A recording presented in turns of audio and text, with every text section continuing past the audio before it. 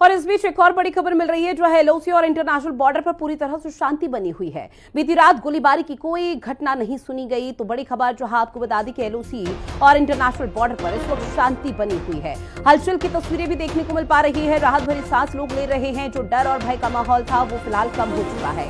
बीती रात गोलीबारी की कोई घटना नहीं घटित हुई। ये बहुत बड़ी और राहत भरी खबर जहां आपको बता दें कि एलओसी और इंटरनेशनल बॉर्डर पर फिलहाल शांति बनी हुई है और शांति का जो वजह है वो फिलहाल पूरे देश के सामने, पूरे विश्व के सामने है। पीके जी, एक बार फिर से आपके पास आते हुए, और सर चूंकि देखिए अब सवाल भी उठने लगे हैं, सवाल के साथ साथ सियासतदान भी अब सवाल उठा रहे हैं कि आखिर सीज फायर की, और निश्चित तौर पर सवाल उठेगा, सवाल पूछा जाएगा कि आखिर इस तरह की स्थिति कैसे आ गई। जो पाकिस्तान कल तक गीदड़ भपकी दे रहा था, खून की नदियां बहाने की बात कर रहा था, वो पाकिस्तान इतना ज्यादा कैसे बिलबिला गया, क्योंकि उसकी रग रग से हम सब वाकिफ हैं। लेकिन सर आपका परसेप्शन में समझने की कोशिश करूंगी, अगर इतिहास को यहां पर खंगाला जाए, वो किताबों को खोला जाए, तो साफ देखा जाएगा कि पाकिस्तान ने सीज फायर का हर बार उल्लंघन किया है। पाकिस्तान ने हर बार धोखा दिया है जो उसकी फितरत रही है। तो क्या इस बार भरोसा करना पाकिस्तान पर सही है? देखो, हिंदुस्तान ने साफ तौर पे कहा कि ऑपरेशन सिंदूर जो है ये खत्म नहीं हुआ, ये जारी है। अगर इस दौरान पाकिस्तान ने किसी प्रकार की आइंदा आज या आइंदा गलती की तो हिंदुस्तान बहुत ज़बरदस्त पनिशमेंट देगा। साथ ही साथ पहली बार है कि पिछले 30-40 साल से हिंदुस्तान को 71 वॉर के बाद में हमेशा पाकिस्तान जो है अपने न्यूक्लियर धमकी देता था कि हमारे पास न्यूक्लियर बॉम्ब है। ये शब बरात के लिए नहीं, ये इस्तेमाल करने के लिए।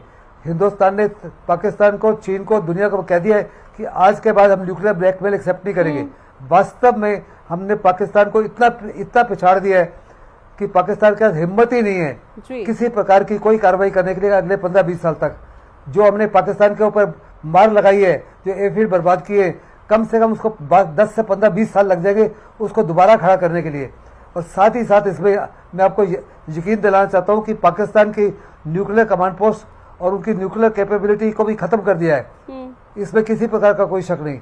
चाहे हमारे डीजीएमओ ने साफ तौर पर कहा कि हमने शायद उनके न्यूक्लियर इंस्टॉलेशन के ऊपर हमला नहीं किया, लेकिन साफ तौर पर रिपोर्ट्स आ रही है कि वहाँ पे किराना हिल के ऊपर से बहुत बड़े ज़बरदस्त रेडिएशन हो रही है। और अगर ये रेडिएशन सच है तो पाकिस्तान को इस्लामाबाद और रावलपिंडी खाली करना पड़ेगा। यानी दूसरे लफ्ज़ों में उनको चेरनोबिल में और फुकुशिमा में जो हुआ उससे भी बड़ा नुकसान हो सकता है। जिस माफिक हिंदुस्तान ने कार्रवाई की है, अभी हमारे हित में था कि उनको मौका दिया जाए संभलने का। और आज तक जो हिंदुस्तान ने कर दिखाया है, दुनिया में कोई देश नहीं कर पाया। 4 ही दिन में हमने पाकिस्तान को ऑलमोस्ट बर्बाद कर दिया है। क्या ये मानकर चला जाए सर कि अगर पाकिस्तान अब भी नहीं संभला, अभी भी नहीं सुधरा, तो फिर आतंकिस्तान का दी एंड होगा? इसमें किसी प्रकार का कोई शक नहीं। प्रधानमंत्री बड़े क्लियरली और साफ शब्दों में कहा कि पाकिस्तान को जो है पीओ के वापस करना पड़ेगा। साथ ही साथ बलूचिस्तान, मुझे पक्का यकीन है बलूचिस्तान अलग होने जा रहा है। पंजाब के लोग भी, साउथ पंजाब के लोग जो है नॉर्थ पंजाब के खिलाफ हो चुके हैं। सारे के सारे पाकिस्तान के पंजाब प्रोविंस के खिलाफ हो चुके हैं। उनके अवाम को अपनी फौज के ऊपर भरोसा खत्म हो गया है, उनको सिविल गवर्नमेंट के ऊपर भरोसा खत्म हो गया है। इस माफी की पाकिस्तान की दुर्दशा तो आज तक कभी नहीं हुई थी। जिस माफी की चपेट हिंदुस्तान ने मारी है, दुनिया में कोई देश नहीं कर सकता था। और देखो, दोनों देश न्यूक्लियर नेशन है।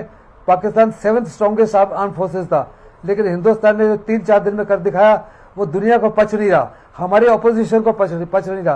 किसी को विश्वास ही नहीं हो रहा था कि हिंदुस्तान इतनी बड़ी तरीके से पाकिस्तान को बर्बाद कर सकता है। वास्तव में पाकिस्तान को अगले 20-30-40 साल के लिए कंप्लीटली नाकाम कर दिया है। इसमें किसी प्रकार का कोई शक नहीं। और पाकिस्तान अगली बारी एक लाख बारी सोचेगा हिंदुस्तान के खिलाफ धोखा देने के लिए। मुझे किसी प्रकार का कोई शक नहीं। और साथ खासकर जब तक प्राइम मिनिस्टर मोदी है या मोदी की सरकार है, उनको साफ तौर पर नजर आ गया, छोड़ेंगे नहीं। जो कहते हैं करके दिखाते हैं।